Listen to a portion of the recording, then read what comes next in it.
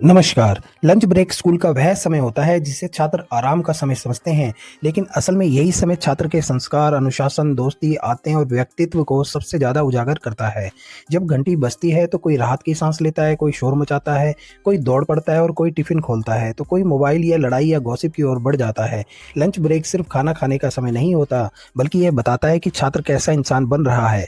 कुछ छात्र lunch break में शांत तरीके से बैठकर खाना खाते हैं, हाथ धोते हैं, टिफिन खोलते हैं और अपने दोस्तों से खाना शेयर करते हैं।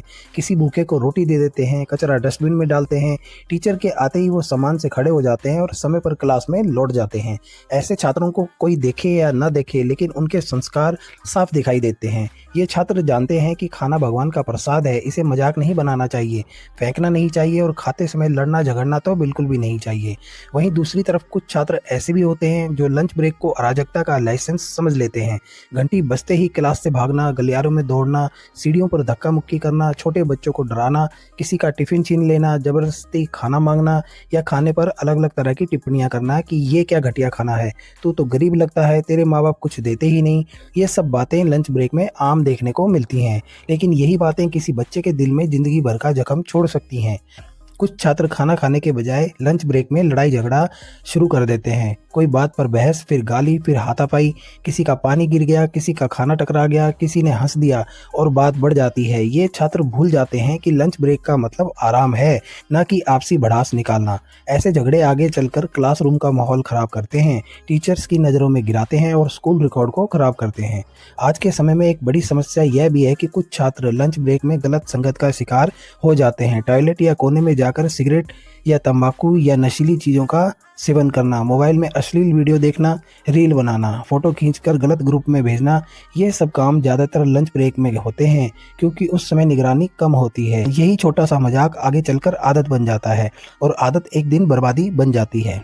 कुछ छात्र लंच ब्रेक में क्लासरूम को गंदा कर देते हैं। चिप्स के पैकेट, केले के छिलके, बोतलें, पन्नी, जूठा खाना बेंच के नीचे फेंकना, खिड़की में फेंकना या बैग में ठूंस देना।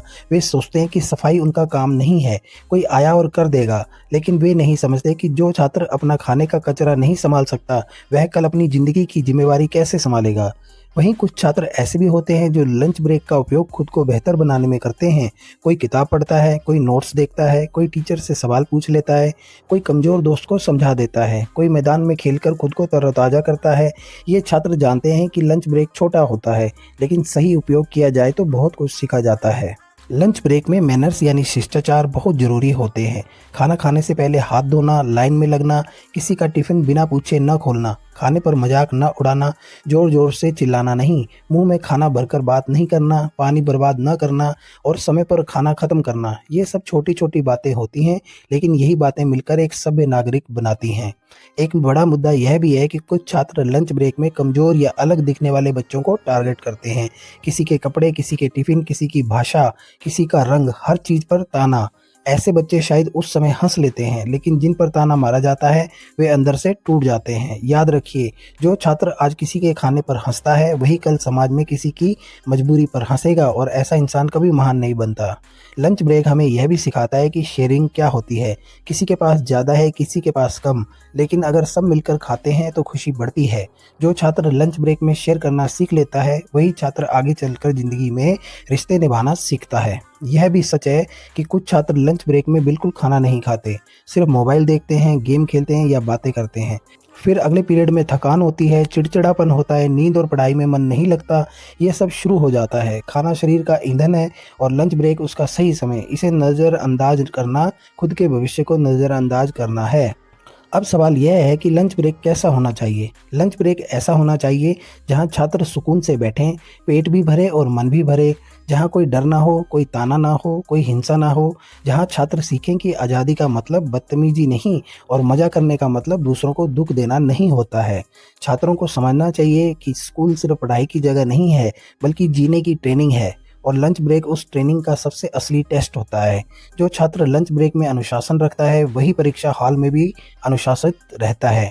जो छात्र लंच ब्रेक में दूसरों का सम्मान करता है वही समाज में भी सम्मान पाता है। अंत में याद रखिए, लंच ब्रेक में आप क्या करते हैं? कोई टीचर देखे या ना देखे, लेकिन आपकी आदतें आपकी ज़िंदगी भर पहचान दिलाती हैं। अच्छा छात्र वही नहीं जो नंबर लाए, बल्कि वह है जो खाने के समय भी इंसान बना रहे। अगर आप लंच ब्रेक को सुधार लेंगे तो यकीन मानिए, आपकी पूरी स्कूल लाइफ अपने आप सुधर जाएगी। इसी के साथ आपका बहुत बहुत धन्यवाद। आपका समय शुभ हो। जय हिंद, जय भारत, जय शिक्षा, जय छात्र।